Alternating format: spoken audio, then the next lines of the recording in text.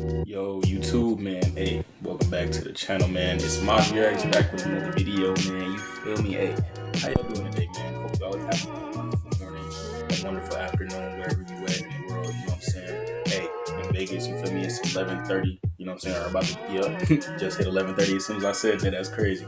But yeah, man. So hey, today, man, we got a reaction video. You feel me? It's gonna be 10 disturbing interviews with killers, man. No cap.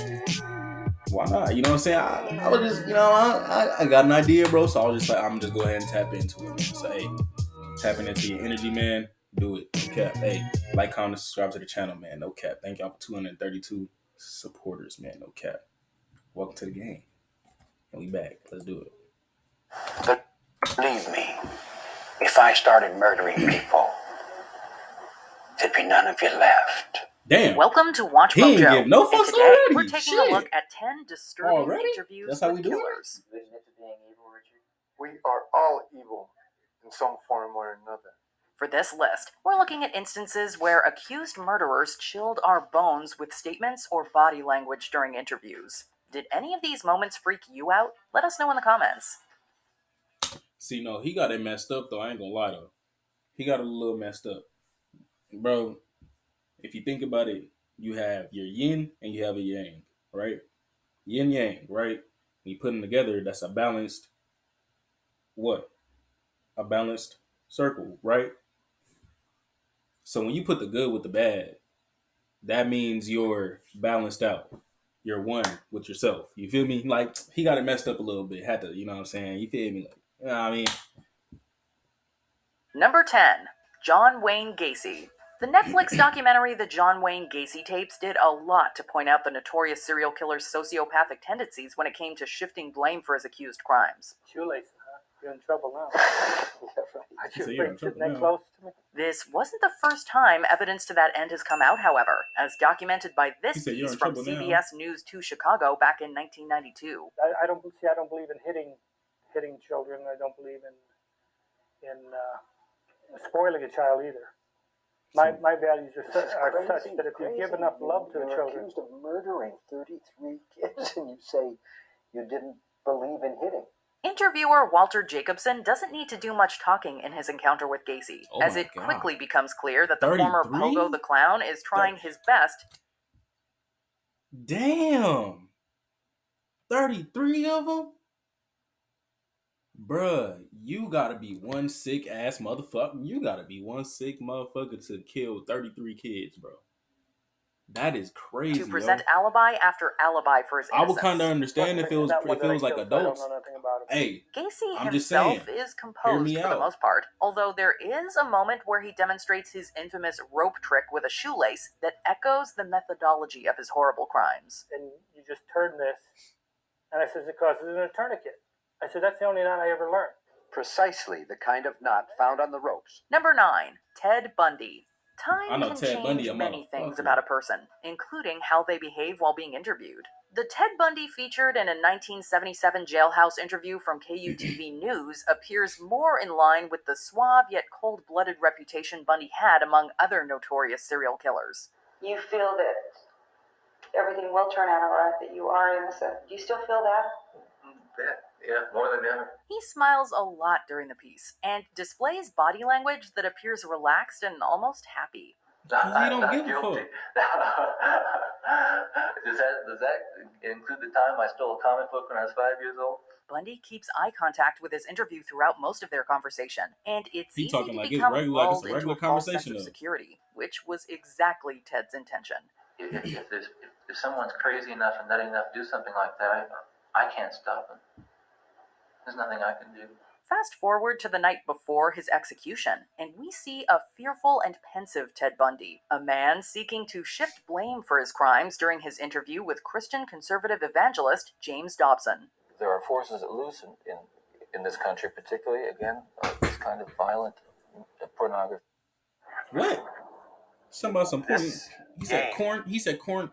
You're not ready for it. Pornography. Number 8. Richard Ramirez. The Night Stalker, Yeah, Richard he said Ramirez, pornography may is be one of crazy, the most yo. I frightening ain't gonna lie. serial killers of all time. Not only due to the brutality of his crimes, but also the projected aura of what many perceive to be pure evil. Yes, I am evil. Not 100%, but I am evil. It's easy to see why during some of Ramirez's more notable interviews over the years, including one conducted with author Mike Watkis. Serial killers do on a small scale what governments do on a large one. They are a product of the times, and these are bloodthirsty times. Ramirez's somewhat tense responses to Watkis's questioning imply a coiled rage, an anger that's also exemplified by the Night Stalker's breathing as he seems to become annoyed with Watkis. I'll tell you what, I gave up on love and happiness a long time ago. Why? I don't care to explain that. Let the quote stand for itself. Ramirez He is wasn't getting comparatively no more bunion. relaxed during a piece with Inside wasn't getting Edition, no bunion. although that interview also hammers home the Night Stalker's obsession with Satanism, evil, and the occult. I believe in the He wasn't in getting the no evil type of in yeet to his human ass. nature. His This ass is a started wicked, wigging out. wicked That's what it world. was. He couldn't get a girlfriend for And, shit. in a wicked world, wicked people are born. Number 7, Edmund Kemper. There's something What did you truly do? You look like bone-chilling. He looked like a GameStop worker. Head ass. You said you needed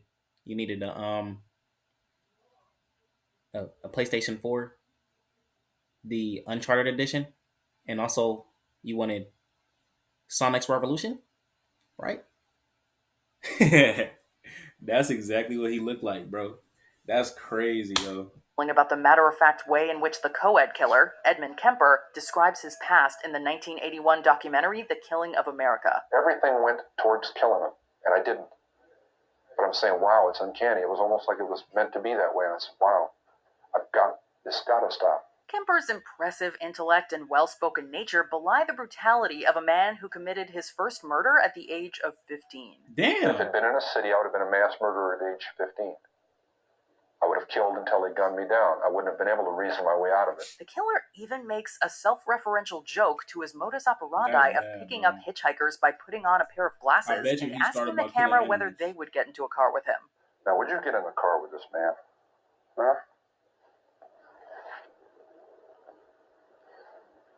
Kemper's mental state comes across as perpetually active, like a bubbling pot of... You just all you did was switch glasses. What the fuck? Huh?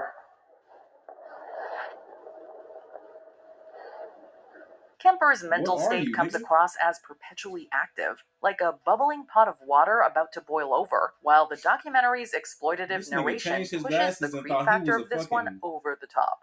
Those his killing glasses? Like, this nigga got glasses for when he go kill people? That's crazy. And I killed Americans. I am a human being, and I killed human beings. And I did it in my society. Number 6. Jeffrey Dahmer. We know Jeffrey There's Dahmer. no barely repressed rage within the demeanor of Jeffrey Dahmer as he discusses his history with interviewer Stone Phillips. And I acted on my fantasies, and that's where everything went wrong. Nor are there any wild headline-grabbing theatrics. Instead, Dahmer's quiet and soft-spoken recounting of his horrible crimes lends the piece that much more power. The only motive that there ever was to completely control a person that I found physically attractive. There's the power of shock as he discusses the failed attempts at creating, quote, living zombies with the remains of his victims. The killing wasn't the objective. I just wanted to have the person under my complete control. There's also the power of how Dahmer's moments of shocking violence are undercut by the killer's regret for the decisions he made, and the futility of what seemed to be a date with infamy and destiny. Once it happened the first time, it just seemed like it had control of my life from there on in. Number 5, Gary Ridgway. Gary Ridgway, aka the Green River Killer, was one of the most prolific of all American serial murderers. Well, I whipped out my ID, and with my ID would be I'd put my finger over my driver's license to hide my name. Ridgway was also perhaps one of the most unrepentant, a sentiment that's placed front and center during any of his interviews. I would picture my son. They would know I was a perfect normal person. Take, for example, one he did with FBI psychopathy profiler Mary Ellen O'Toole, where he very calmly describes how he would gain the trust of his victims. The only thing that would be better than that would be to have your son in the car with you. That would be a incredible ruse.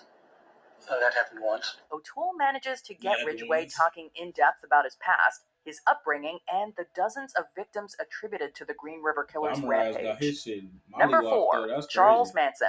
There has been a wealth of interview footage of Charles Manson released over the years, much of which can be used as evidence for the man's often unhinged persona. Do you feel blame?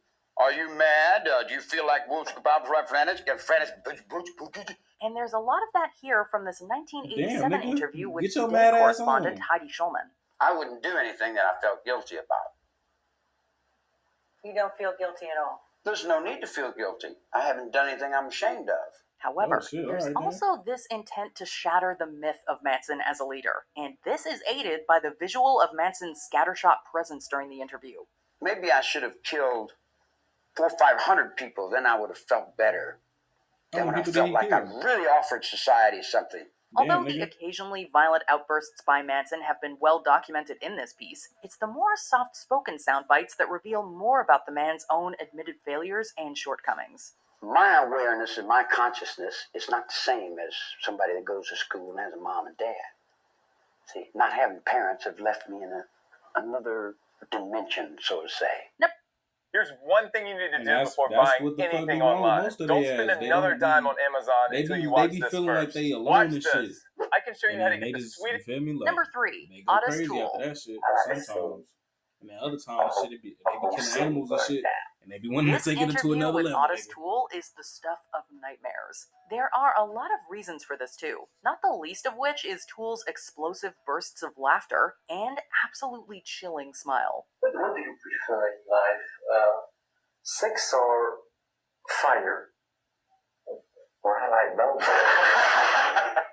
Additionally, there's the explicit nature of how Toole describes his past crimes, and how he and former associate and fellow killer Henry Lee Lucas seemed to easily disassociate the value of human life.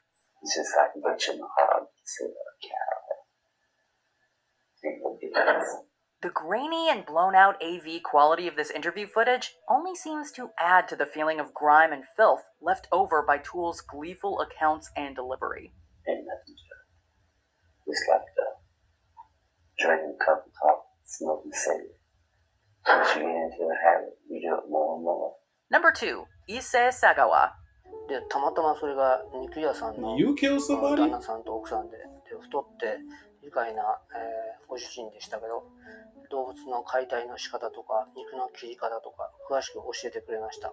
Unlike the majority of our other entries, Issei Sagawa isn't technically a serial killer. However, this interview footage from Vice is too disturbing not to make our list.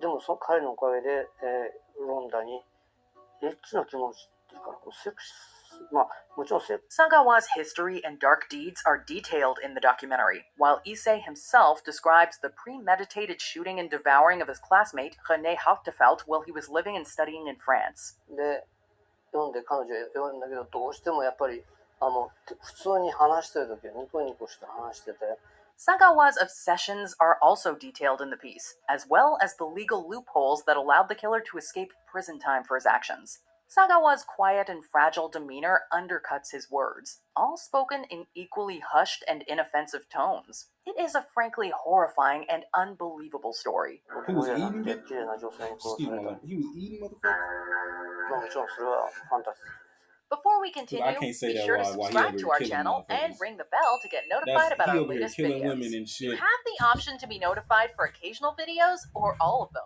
If you're on your phone, hey. make sure you go into your settings and switch on notifications. Number 1, That's crazy, Eileen though. Warnos. This interview with Eileen She started with Warnos her on the husband. eve of her execution is disturbing She for started a with her number of husband for reasons. sure. I'm okay. I'm okay. God is going to be there. Jesus Christ is going to be there. All the angels and everything. For starters, there are the crimes for which Warnos was convicted, but there are also the stories Eileen tells about her treatment in prison. They had the intercom on in the room, and they kept lying that it wasn't on, and they were using sonic pressure on my head since 1997. Her accusations of sonic torment and food tampering speak to her paranoia and mental state during this time. And then one day I didn't wash my food off, and I was sick for 3 weeks, almost died.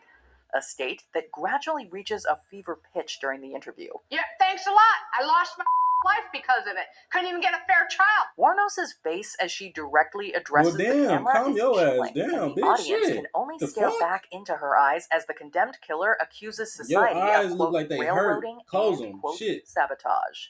2019, a rock's supposed to hit you anyhow. You're all gonna get nuked. Do you agree Damn. with our picks? Check out this other Fuck recent clip from you. Watch The Mojo. fuck? And be Fuck sure to you, subscribe and bitch. That's what. Fuck you. The hell? That was aggressive. She said that shit very aggressively, bro. What the fuck? Like, that was crazy, yo. Hey, man. Hey, if y'all enjoyed, man, hey, make sure y'all go ahead and leave a like on the channel, man. I ain't gonna lie. I enjoyed that, bro. You feel me? It's something different on the channel, bro. I ain't gonna cap. Pretty smooth. I can't lie, man. Hey, let me know if y'all enjoyed, man, by liking the video, man. Go ahead and like the video, man. Pop up on more algorithms, man, so we can go ahead and keep continuing to, you know what I'm saying? Keep the journey, you know what I mean? Flourishing. You feel me? Keep flourishing in the journey, you know what I'm saying? Hey, man. Share to anybody you want to share to, man. No cap. And subscribe to the channel. No cap. You better subscribe to the channel, bro. Subscribe to the channel. Why not? You know what I'm saying? But hey, man, I'll catch y'all later. No cap. Deuces.